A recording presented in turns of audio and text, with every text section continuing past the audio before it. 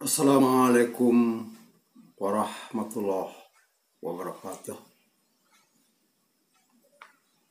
Alhamdulillahirabbil alamin. Wa bihi nasta'in wa ala amri dunya waddin.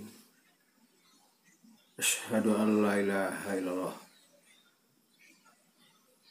wahdahu la syarikalah. Wa asyhadu anna Muhammadar Rasulullah sallallahu alaihi wasallam. La nabi ya ba'dah. Allah Ta'ala fil Qur'anil Karim. A'udzu billahi minasy syaithanir rajim. Bismillahirrahmanirrahim. Falamma balagha ma'ahu sya'ya qala ya bunayya inni ara fil manam ani asbahuka fanzur maza tara qala ya abatif matu mar satajiduni insyaallahu minas sabirin. Sadaqallahul azim. Tak kala itu sampai pada usia yang sanggup berusaha bersama-sama Ibrahim. Ibrahim berkata, "Wahai anakku, sesungguhnya aku melihat dalam mimpi bahwa aku menyembelihmu. Maka pikirkan apa pendapatmu?" Ia menjawab, "Wahai bapakku, kerjakanlah apa yang diperintahkan kepadamu. Insya Allah aku termasuk insan-insan manusia-manusia yang bersabar." As-Saffat ayat 102. Kaum muslimin, para pendengar video yang berbahagia, pertama mari kita bersyukur kepada Allah Subhanahu wa taala yang telah memberikan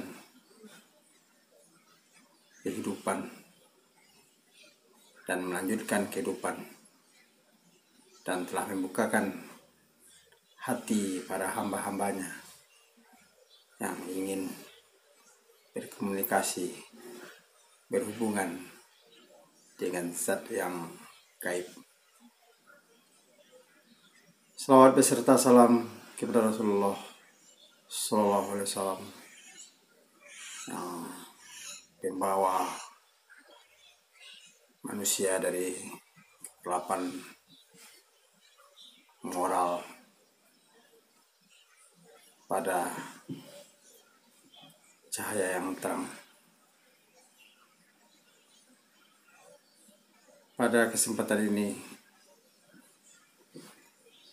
kita mengambil dalam surat Saffat ayat 102 kisah dan sejarah penyembelihan Ibrahim kepada putranya Ismail. Memang kalau kita lihat, semua itu adalah sebagai simbol saja, lambang yang intinya adalah penyembelihan atau kata orang awak memantaikan. Tapi itu membuktikan ketaatan dan kecintaan Ibrahim kepada Allah Subhanahu wa taala. Juga kecintaan, kerinduan Ismail. Ya kalau dia dialog antara bapak dengan anak atau musyawarah. Ya. Kemudian Ismail menjawab, apa saja perintah yang disuruh oleh Allah, ya laksanakan, lakukan. Kenapa? Kalau kita timbang-timbang dengan otak yang cerdas, ya memang semua apa yang ada ini milik Allah semua, jasmaniah, arwahniah, dunia, akhirat. Ya, yang hidup, yang mati semuanya kan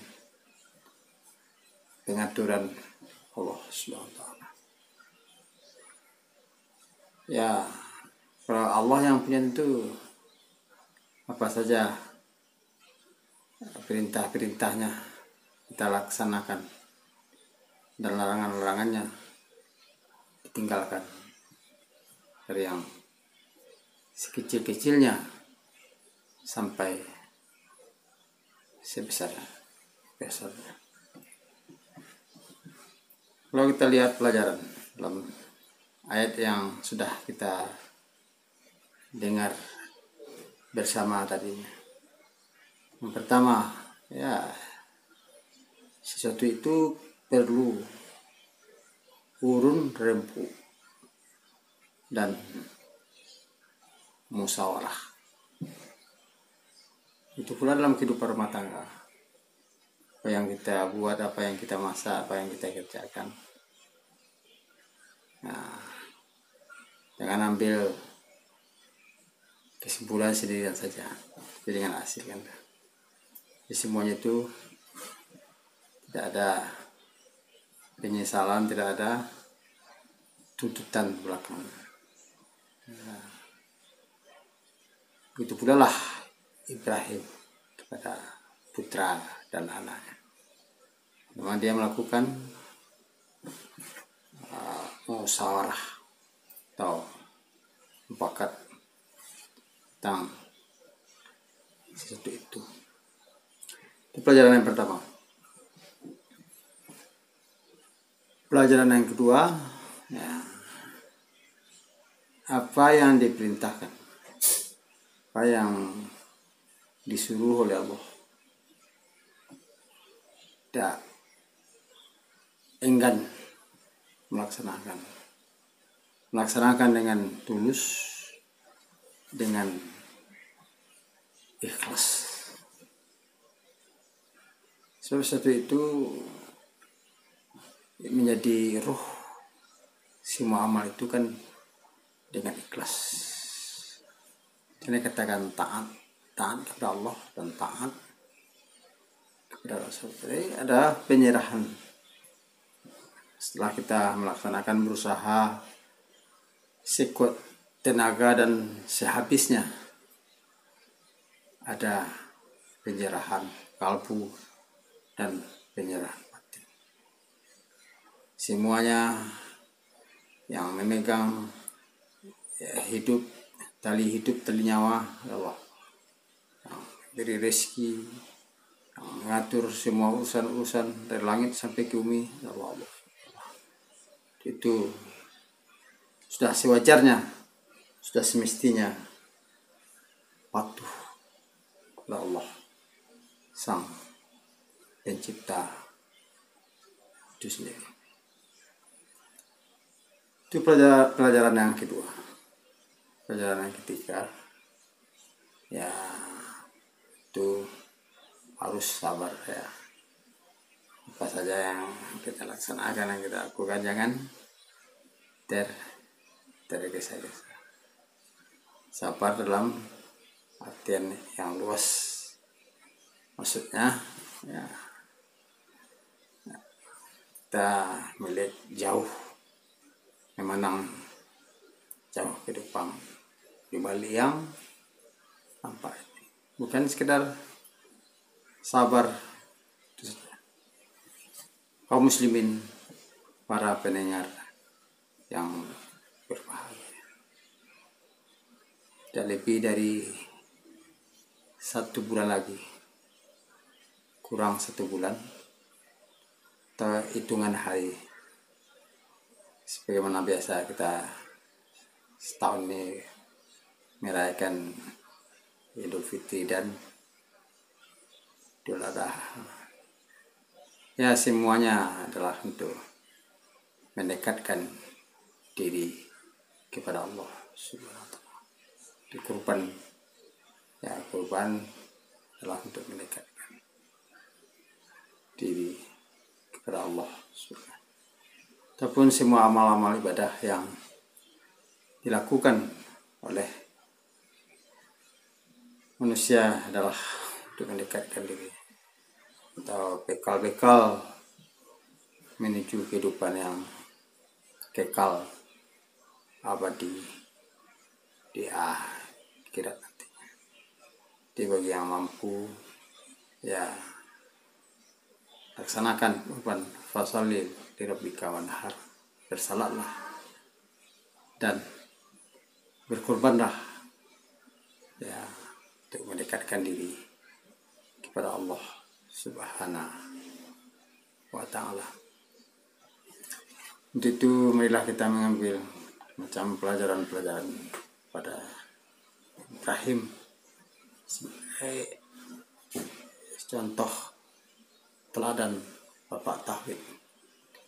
Ya, tidak pernah berputus asa dalam hidupnya, walaupun sudah tua umur istrinya, umur beliau sendiri. Dia sangat optimis untuk mendapatkan putra anaknya. Ya, begitu pula hidup di dunia ini harus kita optimis pula dalam melaksanakan. Ya, memang kalau kita ingin menjadi manusia yang baik, bapak yang baik, sebab di rumah tangga terdiri dari ibu dan bapak, anak yang menjadi pimpinan keluarga, presiden rumah tangga adalah bapak.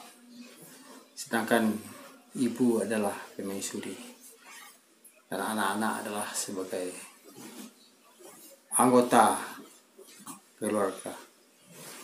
Jadi baiknya rumah tangga ya sangat tergantunglah kepada bapaknya itu sendiri.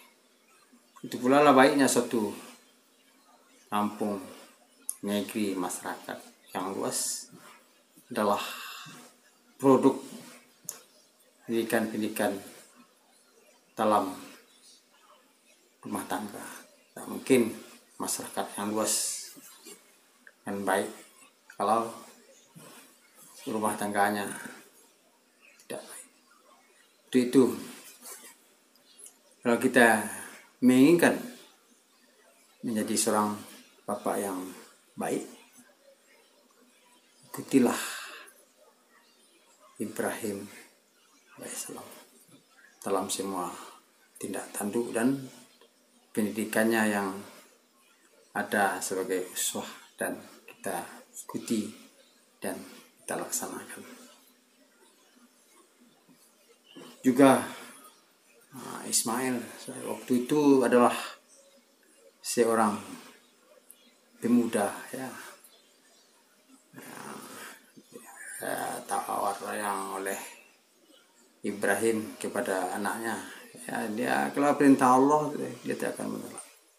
Sehingga kalau ingin menjadi seorang pemuda yang baik dan ikutilah Ismail.